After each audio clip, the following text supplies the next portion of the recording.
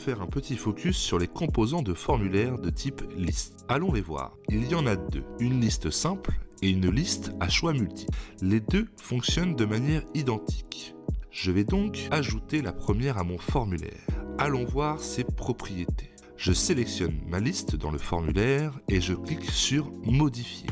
On retrouve l'onglet Informations. Dans un premier temps, je vais aller dessus pour paramétrer ma liste. Je vais lui mettre un nom, ma liste, et un identifiant qui sera ma liste. Toujours pas de caractères spéciaux ou d'espace ici. Voilà, en retournant en arrière, on constate qu'il y a un onglet spécifique aux listes, Données de la liste.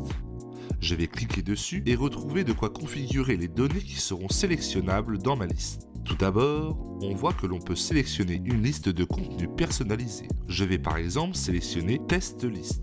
Là, si je vais voir ma liste, je constate tout de suite qu'elle a bien été remplie avec les bonnes données. Donc, les données qui viennent de la liste de contenu Test List. Ensuite, je pourrais sélectionner des données depuis une table de la base de données. Il me suffira d'indiquer le nom de la table ici et de cliquer sur Rechercher. Attention, la plupart des tables système ne peuvent pas être récupérées. Enfin, on peut créer une liste de données personnalisées. C'est ce qu'on va aller faire tout de suite. Pour cela, je clique sur Créer. Dans cette fenêtre, je vais pouvoir ajouter des éléments à ma liste.